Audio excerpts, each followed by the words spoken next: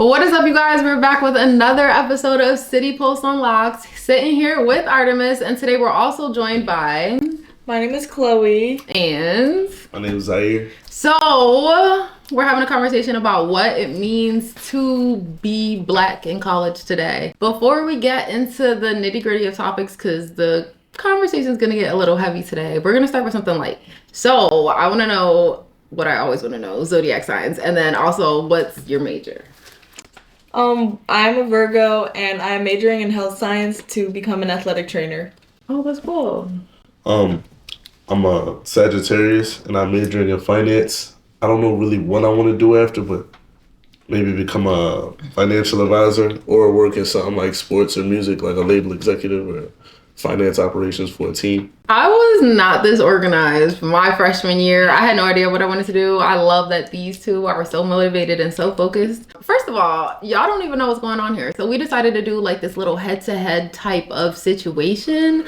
One person here goes to a HBCU while another person navigates their way through a PWI. Okay, so to start with Chloe, critics say that like, why would someone pay to be in a hostile space? I don't know if you know the history of your school, but from when they opened to when they actually admitted black students, it was like a 100-year gap. And the first black student was admitted in like 1950. Would you say you personally experienced a hostile environment or microaggressions in your school? I personally don't think I've ever encountered that.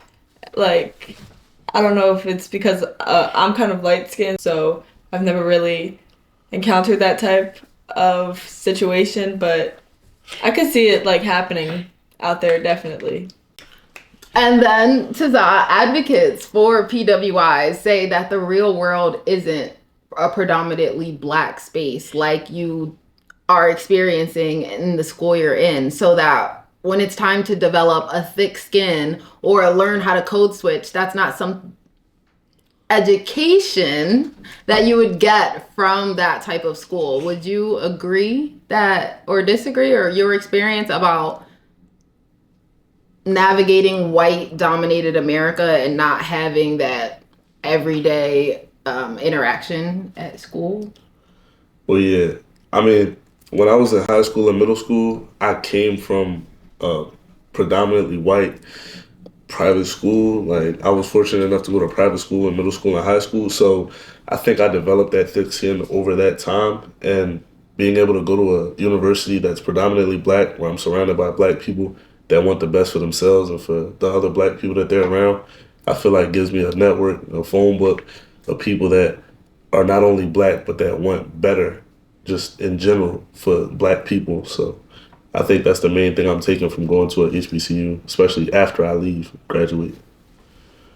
I love that so much, because who doesn't want a community where they just like can effortlessly, see, didn't even get through that word, effortlessly, fit in and feel validated, you know? Also, back to Za, congratulations on being Mr. Freshman at a HBCU. Basically peak leadership, okay, as far as traditional black campus energy goes, okay? When it goes to demonstrating like the perfect image, because that's what people assume when they hear Mr. Freshman, do you think it prevents you from seeing black students who don't fit that mold, like queer kids or neurodivergent kids or other biracial kids? No, I mean, just because I'm Mr. Freshman, and this is something that I be telling people all the time. Like, I'm still a regular student. I'm still a normal person on campus. I'm still cool with a lot of people that won't be, or that aren't as social, or that aren't as out there. So Mr. Freshman at the end of the day is just a title, but it doesn't define who I am. It's not who I am. I'm a regular student. I'm just in a leadership position. So, I mean, that comes with a lot. I don't really let that define who I am as a person. Yeah. I like that it doesn't go to your head, and I like that you definitely have this energy about you where, like you said, you're a regular person. So even though you're that bridge for the community, you still connect with everyone who is in the community. And when I say community, I mean the students with his peers, you know, such. Your energy speaks that you like to be authentic to yourself, even though you hold like a high profile position. Would you say that you ever feel like you have to perform a certain way sometimes to navigate certain situations? I mean, I wouldn't act the same way around administrators or around professors or anybody like that, or around alumni that I would act around just my everyday friends, like people I hang out with. But I don't feel like I ever have to put on a face or an act. Like even when I'm in a suit and a tie, I still go up to my friends. I still hang with my friends. If I'm at a football game, I don't have to be with the Royal Court or like the SGA. Yeah. I go out sit with my friends, even though I look a little out of place because I have a suit on. But like I'm still cool with everybody. I just I like that. it's more so about like being the face of the class, but it doesn't really have anything to do with how I treat the class. I'm still a part of it.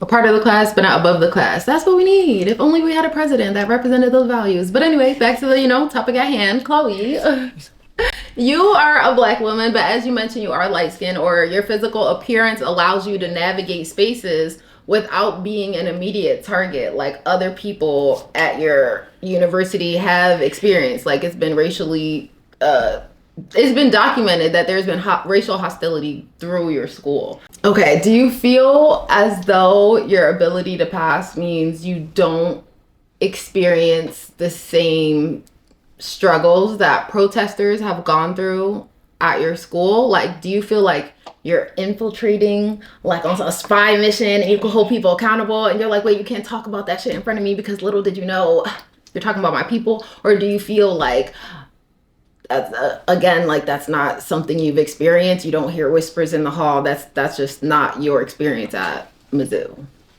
I mean, I really honestly have not heard anything. No, heard anything. I mean, it is like a predominantly white school, definitely. But even the white people, they don't they just aren't racist that. I don't see it, at least. Yeah. I've never. Sometimes, but I haven't Yeah, there's always one-off instances, but you're not hearing a constant conversation of buzz in the hallway where it's like, we have to get those kids out, or there's nothing like that, right? Yeah, no. Okay. I'm trying to keep the air clear, okay? I don't hold the students, hostage for the actions of the school itself, but there's an energy and we want to clear the rumors up. So there's no whispers in the hall. You don't gotta look behind your back. Some students, that just is some people, don't hold it against them, but let's keep diving in. Zah, right. I did notice that on your Instagram, because I like to deep dive. Okay. Barbering has actually helped you build a community through your peers and the other students that attend the school. Would you say that a PWI could replicate the Black barbershop vibe, or is that something that's exclusive to the safety of a HBCU? I didn't originally start barbering. In all honesty, I didn't start it to connect with my peers. I started to money. I'm not mad at you. Dollars on the side, but it definitely did allow me to connect with my peers. It honestly allowed me to meet a lot of people who I consider close friends. A lot of guys on campus that are my close friends. Overall, though, I feel like that same experience could also be replicated at a PWI. If someone who's Black starts cutting hair out their dorm at a PWI, I don't think it'll be any different from me at a HBCU having the same barbershop talk or barbershop vibe that they would have. If anything, I say it might be a little stronger because they're at a place where there's majority white people and they're offering a space where Black people can, I guess, take a load off.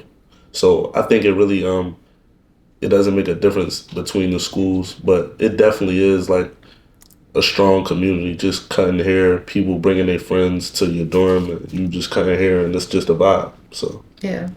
Did you think that helped you get votes for freshmen, or did that help in after? I started cutting hair way after, not way after, but I think about a week or two after I already won Mr. Freshman. So it wasn't a thing where I'm doing it to get votes or nothing. It was just something I did to make a couple dollars. So he does mention that he thinks it would be able to be established, and we would love, for people to have community within PWIs, which we're going to ask Chloe what exactly she does to feel at home or feel the culture. But one more question about the barbershop. I feel as though at a HBCU, they might look at your paid hobby as an entrepreneurship opportunity, where at a PWI, they might look at that as a housing violation. Would you agree, or would you think there would be some possibility Oh no, that they definitely look at it at Morgan as a housing violation. they're like, this would have to be an Look, official club? Look, I allegedly cut hair on campus. Oh. I allegedly. I mean, no, I'm playing. It's not really a big deal. My RAs are cool. Like it's nothing for real. But in all honesty, I don't think it'll be a housing violation. It's people got air fryers in their dorm. People got hair. What's the name? Irons in their dorm.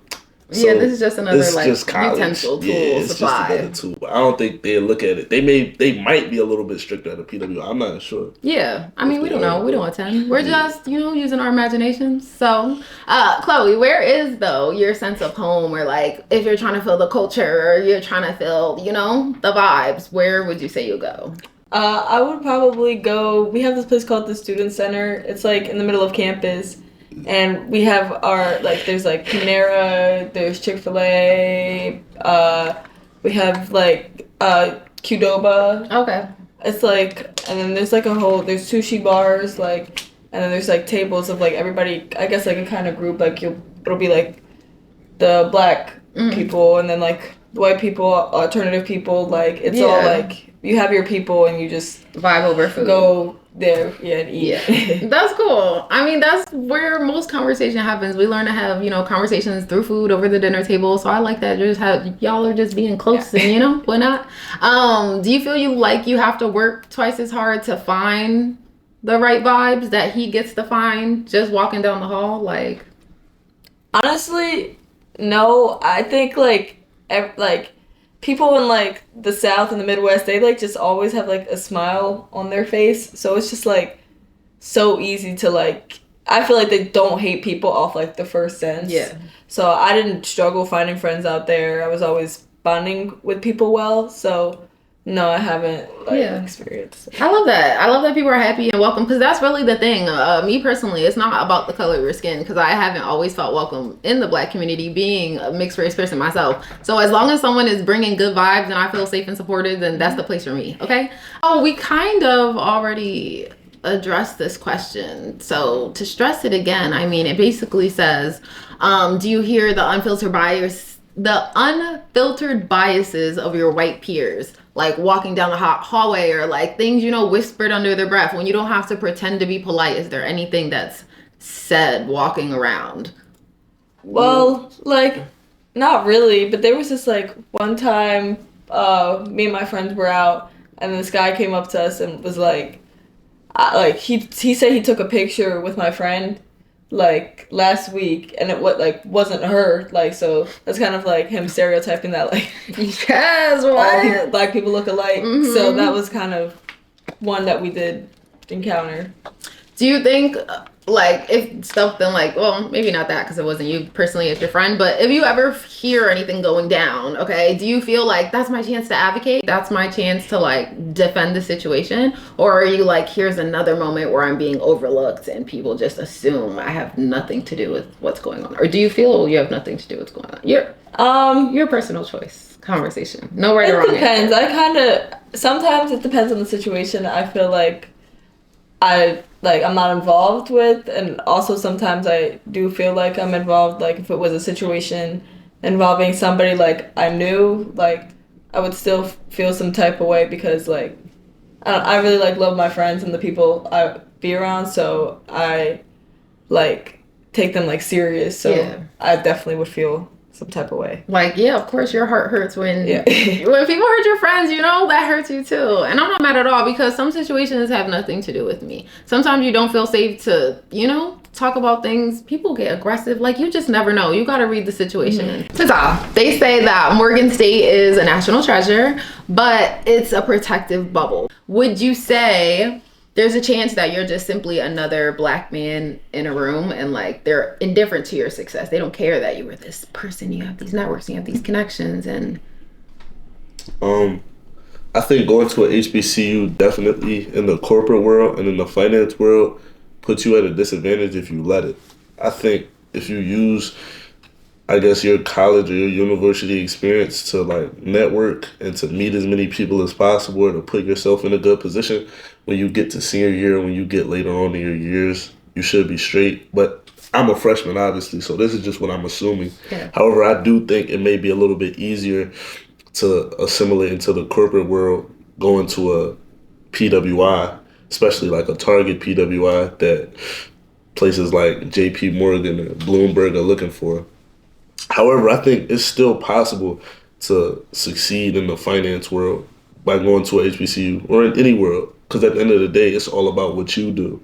So, even though you may come from an HBCU that isn't really prominent or that isn't really known by white people or by corporate America, if you carry yourself privately and you do everything you're supposed to do and you meet the right people and get in touch with the right people, it shouldn't really matter.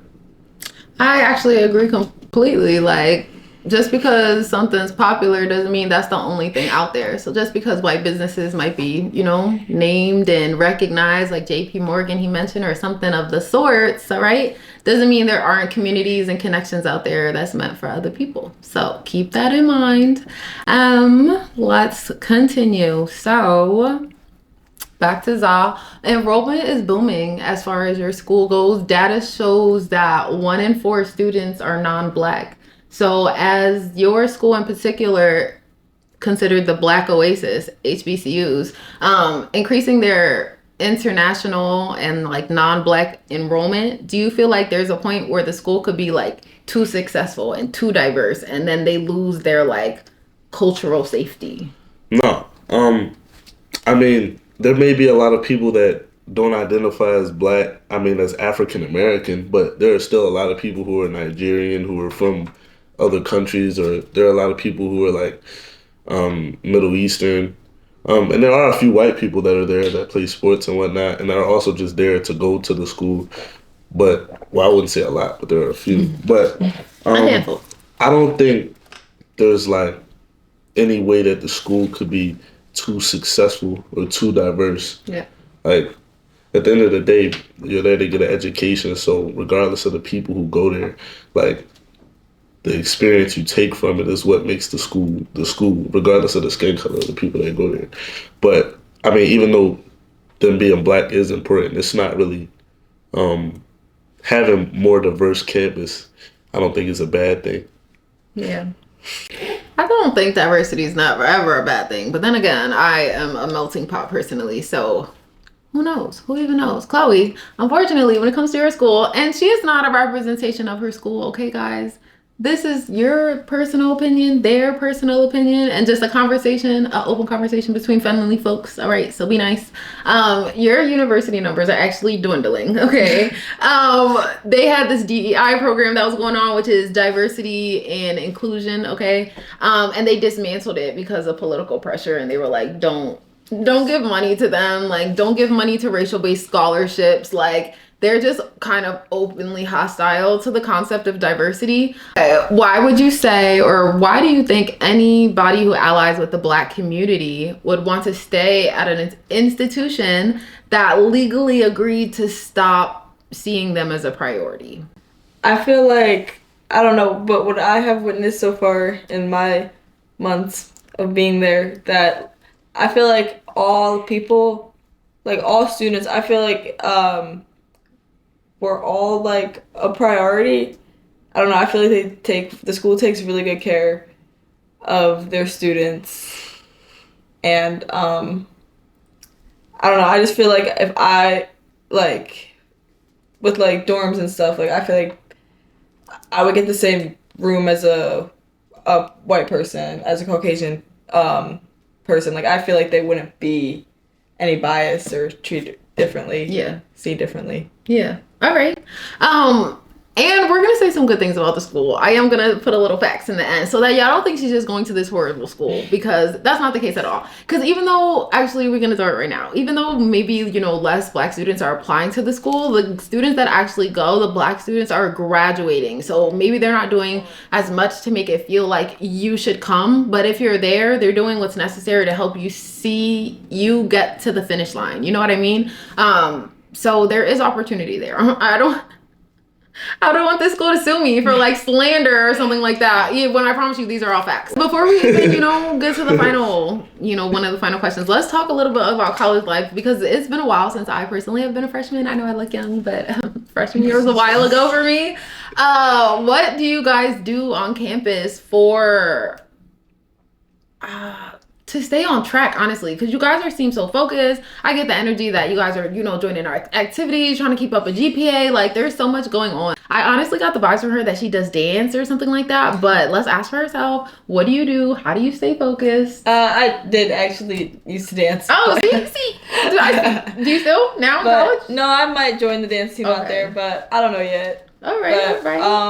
I mostly, all my classes were mainly online. I only had one in-person class. Okay. So it was really easy to be able to like focus because all of my work was at home. Like I really didn't have to ever go in person to class. Did you have to balance a job or like work full time during? No, I did not work first semester. I might second semester, but yeah, I did not have to work. Oh, you only have one semester so far? Yeah. Both of you? Just one semester? Yeah. Brand new? Oh yeah, because we just started. Okay. How exciting. All right, keep going. Yeah, but it was easy. I would go like in my room and just like do my work there, or me and my friends actually had a lot of study nights, and then after we would treat ourselves to Mexican food, so it was like a How were you able to meet people if you had online classes? Well, I met like orientation and stuff. I met the girls, and there was this thing called like Rush Week for like sorority. Okay. So I did that, and I met a bunch of people, and now I'm living with like 6 of them. Oh, so you pledged? I did, yes, but then I did drop it because it just wasn't. I wasn't able to do it at the time, so I had to. Did you hear about like hazing stories and stuff like that? Is that real? Not for the girls actually, but the boys, they do get hazed. Yes, not the girls don't. Girls win again.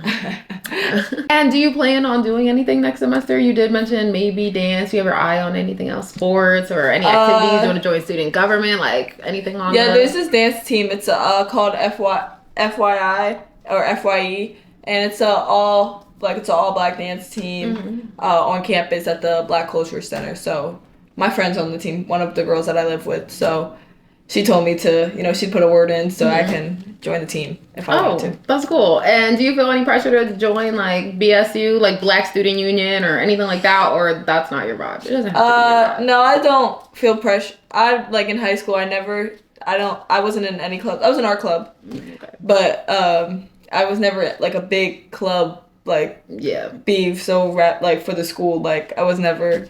So no, I probably won't. Yeah, that's me. They're like, go cheer, hurrah for the school. I'm like, no. Yeah, like not the vibe. It's not the vibe. That's totally cool. And then what about you, Zaire? What are you into? Any sports or any activities? You're joining clubs? I'm a part of investment club, just because that kind of goes along with my major. I'm a part of finance club. I'm a part of Smooth, called Strong Men Overcoming Obstacles Through Hard Work. I think they have a chapter at Temple as well, and Cotton State. But those are the only clubs I joined my first semester. As far as fraternities, I can't join any fraternities till my sophomore year. I don't really know which ones I would join, but I'll look into it like when the time comes. And other than those orgs, I cut hair, and that's really it. All right. Are you going to? Oh, well, actually, tell us about your class load. Do you go to class on campus? Yeah. So I have. Do you live on campus? For first semester, I live on campus. For first semester, I had majority of my classes in person, with the exception of one, which was health. I took health online. But second semester, I got 3 in-person classes, 2 online classes. And it's kind of good because it frees up my schedule a little bit. I'm planning on getting a job second semester. So, No sports? That's not the Oh, no. I mean, I go to the gym every once in a while, work out, but I don't play no sports except for the school. What do you do to stay focused? Because you sound like you have a lot on your plate with your clubs and your responsibilities. I've always been a night person, so I've never really felt pressed for time to get work done. Like, I stay up late, and I'm cool because my classes don't really start till around 11 o'clock. Okay. So I mean, I just stay up, get any work done that I need to get done. If I don't feel like staying up late one night, excuse me, I might just get all my work done in the morning. But I try and just finish everything first, and then whatever happens, parties, functions, whatever the case may be, or whatever's happening outside of class, I'll go to that. I'm actually taking Accounting 101 next semester. Did you take that class already? No. Oh, I was trying to get tidbits. I was trying to get tips from a finance major. I'm not ready. Accounting 101 is basically like financial management. I think it's going to have something to do with like macroeconomics. I don't know. I'm really nervous though. But to wrap it up, lastly, tie it into everything we were talking about. And this question goes to both of you guys. Do you think it's more radical to stay and fight for your right to exist at a PWI? Or do you think it's more radical to divest from white institutions entirely and build power behind an HBCU? I don't think it's really radical for each of them, but I think for HBCU, I don't know. I don't really feel like it's radical to decide to go to a HBCU. Maybe it really just has to do with your circumstance, because I'm going to be honest, like HBCUs, getting funding from them and getting financial aid from them is a little bit, or at least what I've heard. Actually, no, from what I've experienced, it's more difficult getting funding from an HBCU than it is a PWI. So as far as your future financially, it may be a better decision, like to take the PWI route. For me, though, it was more so like, outside of finances, it was more so like, I'm big on building a phone book, like networking, making sure your phone book is deep. And I feel like from what I've done and just from being at a HBCU, I've been able to build a deep phone book of connections that are Black. So I don't know. I just am confident in my ability to, after college, be able to call up on Black people and get any help, not even help, just anything I need from my own community. Yeah. And that's not something I think you can really get from a PWI. But I think PWI definitely does have its pluses. I think they each have the pros and cons. Would you say you purposely picked this school? Like, did you want to go to a HBCU school, or did they have a really good finance program, or was it close to home? What was your reason for picking? The situation I said about financial aid actually wasn't my case. And it's even crazier because Morgan State wasn't even really at the top of my list. I applied, but I wanted to go to LSU. Something happened. I think I got in spring semester for LSU. I didn't get in fall semester or something. But I ended up going to Morgan State, and I loved it. Like, I love it. Like, I love going to Morgan State. It's a chant we do. I love my HBCU, but, like, that's real. Like, I'm glad that I went to Morgan State, and then I go there. And I also was able to get the most money from financial aid from Morgan State, so that was going to be what the option was regardless. Yeah. But, yeah, I'm glad. I think, I don't know. I think it has something to do with God, but I think I just ended up there where I'm supposed to be. No, I agree with you completely. That's literally what I was saying in my head. I'm like, the reroutes and the detours be the destiny, for real, for real.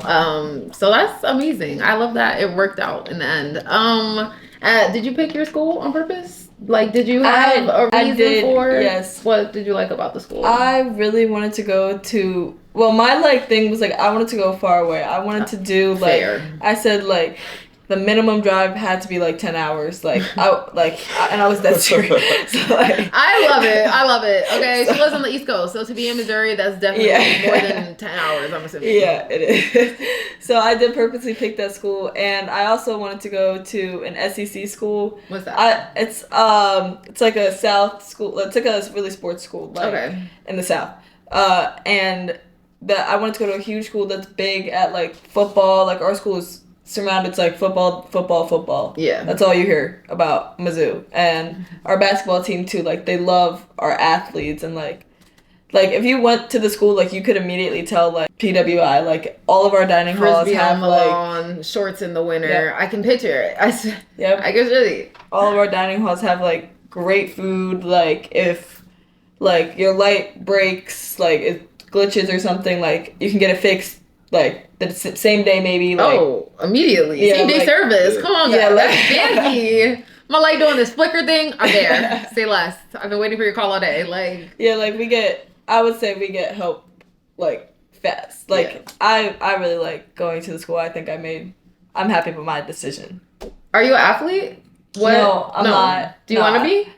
No. Oh, okay. You enjoy watching sports? I do. Okay, I'm okay. Big, yes. Okay. I really like I'm like, football. sports has to tie in somehow. No, yes, it does. And it wants to do with my major also. Like, Okay. being out there, like, going to a school that's, like, big in sports, like, it definitely helps with me wanting to be an athletic trainer. Mm-hmm. They have a bunch of, like, programs for that. So that's good for my major. Yeah. That's cool. And then she's saying athletic trainer is actually making me think of Just Right, and she's like Queen Latifah, and she's gonna fix a basketball team or something like that. I'm just like, yes, I could see you doing that. Yeah. So this just wasn't this wasn't just a debate about universities. It was a debate about strategies for the future. Whether you chose to build a community with the HBCU or dismantle the status quo at a PWI. The mission is the same. So thank you guys for staying with me and having the hard conversations.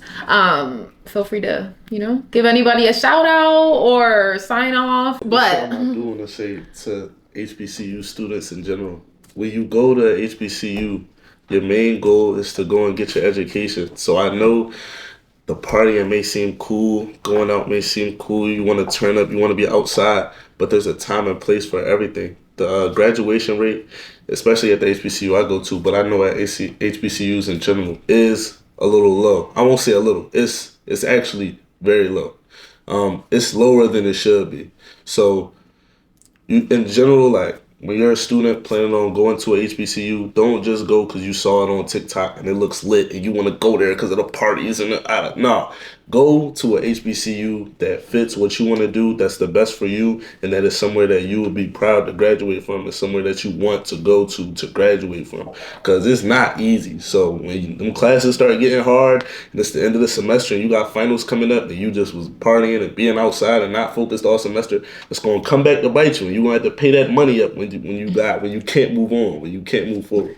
So lock in with your education and make sure you graduate. 4 years, 5 years at most. Make sure you graduate. Just, if you're in college and a freshman right now, just stay focused. If you didn't do well the first semester, it's okay. You have second semester to really try. So, good luck. Go to class. Don't sleep in. Go to class. I know it's hard. Go to class. That's really all. And to let you guys in on a little secret, okay, I'm about to be 32. I am in college presently, and nothing is ever late for you, okay? You go to school on your time, and you do what's right for you. You live the life that's best for you. And don't be distracted by racial comments or conversations, okay? So I'm Artemis. This is City Pulse Unlocked, and see you in the next one.